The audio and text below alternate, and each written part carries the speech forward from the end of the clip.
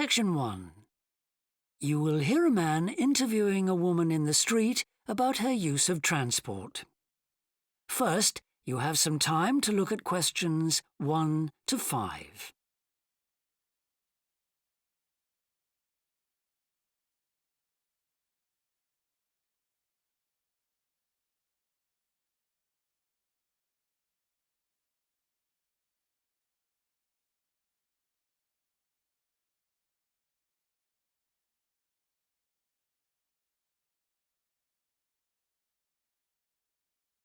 You will see that there is an example that has been done for you.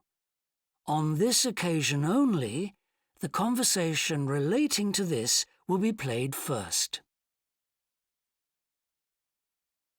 Excuse me? Yes? I wonder if you could spare a few minutes to do a survey on transport. It won't take long. No, that's fine. Oh, lovely. The survey is on behalf of the local council. They'd like to know about what transport you use and any suggestions for improvement. Can I start by asking you how you travelled to town today? Sure, I came on the bus. The woman travelled to town by bus, so bus has been written in the space. Now we shall begin. You should answer the questions as you listen, because you will not hear the recording a second time. Listen carefully and answer questions 1 to 5. Excuse me? Yes? I wonder if you could spare a few minutes to do a survey on transport. It won't take long. No, that's fine. Oh, lovely. The survey is on behalf of the local council. They'd like to know about what transport you use and any suggestions for improvement. Can I start by asking you how you travelled to town today?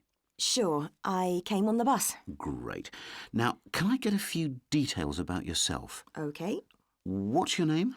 It's Louisa Yes. Hardy. Can you spell that, please? Yes, it's Hardie. Great, thanks. And can I have your address? It's 19 Whitestone Road. Oh, right, I know that area. It's Bradfield, isn't it? That's right. Is the postcode GT7? It's actually GT8 2LC. Great. And could I ask what your job is? Are you a student? I've actually just finished my training. I'm a hairdresser. Oh, right. And one more question in this section. What is the reason for you coming into town today? Actually, it's not for shopping today, which would be my normal reason, but to see the dentist. Right. Thanks. Before you hear the rest of the interview, you have some time to look at questions 6 to 10.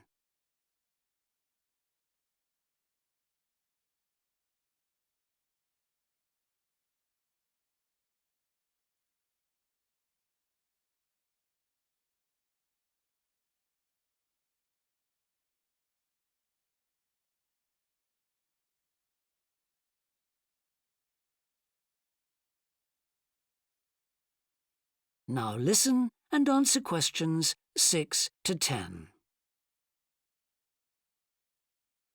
Now, in this last section, I'd like you to give us some ideas about the facilities and arrangements in the city for getting to and from work. Any suggestions you have for improvements?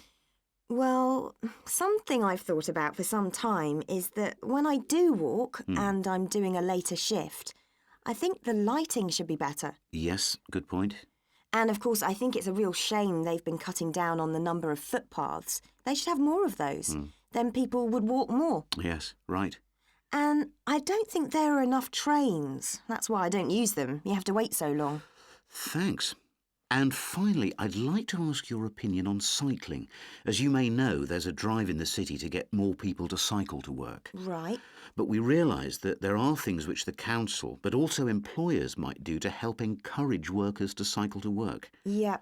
Well, I have thought about it, and where I work, there are no safe places to leave your bikes. OK. And also, I'd have to cycle uphill, and on a hot day, I'd arrive at work pretty sweaty, so I think I'd need a shower somewhere at work. Right. And I suppose the last thing is that I wouldn't be all that confident about cycling on such busy roads. I think I'd like to see you offering training for that. You know, I'd feel a lot better about starting if that was the case. Well, that's very helpful. Thank you very much for your time. No problem. Bye. That is the end of section 1. You now have half a minute to check your answers.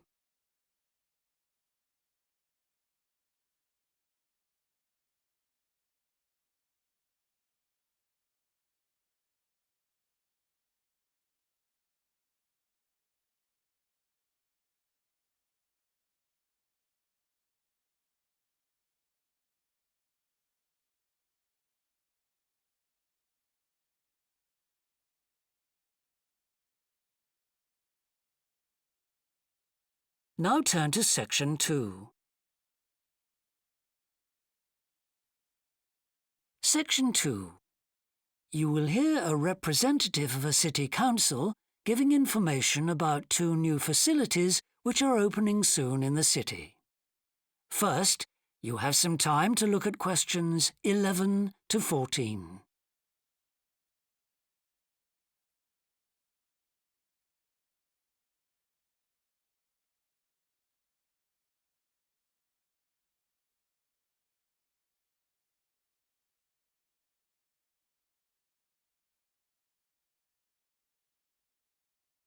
Now listen carefully and answer questions 11 to 14. Good morning. I'm very pleased to have this opportunity to say a little about 2 exciting new developments in the city: the Brackenside open-air swimming pool and the Children's Adventure Playground in Central Park. As many of you may know, the idea for these initiatives came from you, the public, in the extensive consultation exercise which the City Council conducted last year. And they have been realised using money from the SWRDC, the South West Regional Development Commission. First of all, Brackenside Pool. As many of the older members of the audience will remember, there used to be a wonderful open-air pool on the seafront 30 years ago, but it had to close when it was judged to be unsafe. For the design of this new heated pool, we were very happy to secure the talents of internationally renowned architect Ellen Wendon, who has managed to combine a charming 1930s design, which fits in so well with many of the other buildings in the area, with up-to-the-minute features such as a recycling system, the only one of its kind in the world, which enables seawater to be used in the pool. Now, there's been quite a bit of discussion in the local press about whether there would be enough room for the number of visitors we're hoping to attract, but the design is deceptive, and there have been rigorous checks about capacity. Also, just in case you were wondering, we're on schedule for a June the 15th opening date, and well within budget, a testimony to the excellent work of local contractors Hickman's. We hope that as many people as possible will be there on June the 15th. We have engaged award-winning actress Coral White to declare the pool open, and there'll be drinks and snacks available at the poolside. There'll also be a competition for the public to decide on the sculpture we plan to have at the entrance. You will decide which famous historical figure from the city we should have. Before you hear the rest of the talk, you have some time to look at questions 15 to 20.